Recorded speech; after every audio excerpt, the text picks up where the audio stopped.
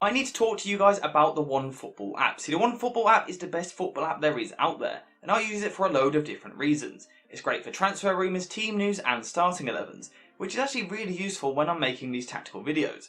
On top of that, you can now watch game highlights and even live matches, all on the OneFootball app. And believe it or not, it actually gets even better than that, because now you can do it all for free if you use the link in the description down below. So make sure to get in the description, press the link and download the OneFootball app right away. Trust me, you guys will not regret downloading this app. It really is great. Hey guys, welcome back to the AJ Analysis channel. Now, before we get into the video, I want you guys to get in the comments down below and let me know if you're liking this slightly different sort of content. Now, normally you don't see my face and it's more based on animations and things like that.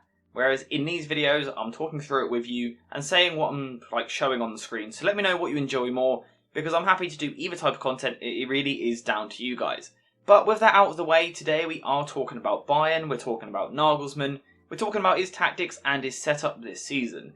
And what we can see on screen here is that for me, it is developing into a bit of a 4-2-2-2 or a 4-2-2-2 shape. And perhaps one of the most impressive things about this Bayern team is the personnel that we've got on screen here. This is a very, very strong starting 11 that could challenge for the Champions League. However, you can take Upamecano out and put De Ligt in, you can take Pavard out and put Mazraoui in, you can take Sabitzer out and put Goretzka in, you can take Kimmich out and put Gravenberch in, you can take Musiala out and put Sane in, you can get Koeman in this team. There are so many players in the team that it's quite frightening. But time for the tactics, and like I said, they will set up with this back four, and the shape that we've seen them trying to play out from the back with is what I've described as perhaps a 2-3-1 shape. So the centre-backs split either side of the keeper.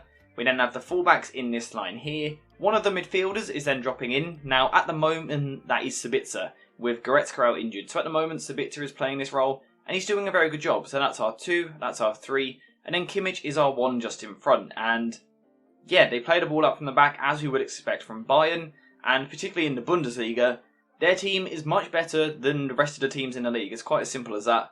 So when teams press them, they're able to play through the press because there's some really talented players here. So having played out through the press, they then look to build possession in the middle third here.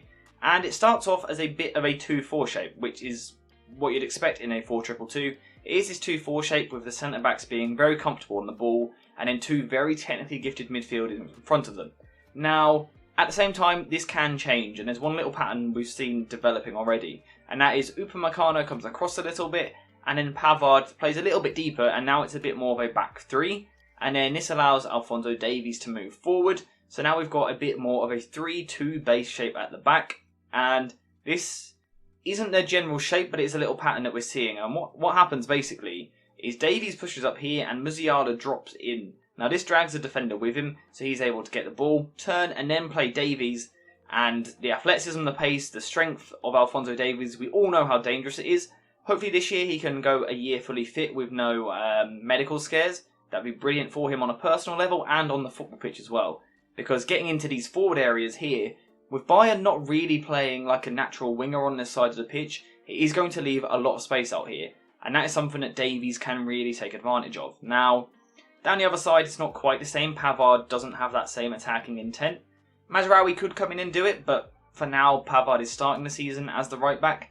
And he doesn't want to do it quite as much, and Müller on the right wing will also want to come inside, so at times it will leave Bayern slightly lacking in width down the right hand side of the pitch. But they have ways around that. Regardless, what this does mean, with Musiala and Müller both coming in and almost playing as inside 10s if you like, it does mean there's bodies in the centre of the pitch here. And it gives them this 2-4-2-2 shape in possession, and when you've got players like Kimmich, Sabitzer, Goretzka, Gravenberch playing as a double pivot, there is so much quality on the ball that the width doesn't matter because these players are so good at playing forward passes through the lines. And this is where Musiala and Thomas Müller have looked really promising in pre-season and in the opening game of the Bundesliga campaign. They look really exciting, really sharp. I am just going to quickly interrupt because we do have another sponsor for today's video, and that is JerseyFifa.com. The website you need to head to right away to get yourself the latest and greatest football shirts, all at an extremely affordable price. The link will be in the description below, so head there right away to get yourself a great shirt, again at a great price. Now back to the video. Now, we get a lot of talks about the likes of Gavi at Barcelona. Musiala is of that quality, if not better. So, if you get the chance, I know the Bundesliga isn't the most watched league in the world by any means, but if you get the chance, watch Bayern and really watch Musiala because he's a special, special player. And getting into this position in this narrow area is genius from Nagelsmann because of what it allows. Now, like I said, it allows the overlap from Alphonso Davies, which is going to be super deadly. There's a plane going over. If you can hear that at the moment, sorry about that. But Davies, his athleticism and his stamina, he's just going to keep going up and down this side of the pitch all day long. We know he'll do it. And he's just so deadly. And just his pure pace, he is that quick that just not many players can cope with him. Even good defenders, they can't deal with him just because he's so absolutely rapid. But what's more exciting for me is getting Müller and Musiala on the ball in this area because of what it does for the front two. Now, because you've got your kind of the players that are starting wider both coming inside, it then creates room in this channel here, if we move Davies out of the way, in this channel here and in this channel down here. Now, I was talking about PSG the other day and talking about how the benefit of having Mbappe and Neymar as a front two is that they're happy to peel wide into those channels. And you've got the same here with Sadio Mane and Gnabry. Now, at times Gnabry will drop in and get the ball into feet. However, at the same time, with these players coming inside, we can kind of picture it here actually. Let's say Kimmich is on the ball, Müller comes inside to get the pass here. In this narrow position, Gnabry will then be more than happy to either spin and play properly out wide as a winger to provide the passing option with Pavard deeper, or he'll be looking to peel like this into a sort of curved motion to beat the offside trap and get in behind the defence. Now, the same is sort of the same for Mane on the other side as well. Now, especially with Davies actually, it creates a slightly different threat. So let's say Kimmich plays the ball into Musiala, who starts wide and moves infield here. He drags the right back inside with him. You now got Davies, which is bombing forward, and then Mane, which is making this curved run again. Now, if you're this centre-back here, you've got a decision to make. Let's actually picture the back four real quickly. Just bear with me 1 second. So let's say this is our scenario here, and Kimmich has got the ball in a deep position, and we can quite clearly see this 2-4-2-2 shape. Now, here's our opposition's midfield three, and then a back four, and then of course the keeper. So let's say Kimmich is getting the ball here, Musiala is coming in short to receive this pass. Now, someone has to follow.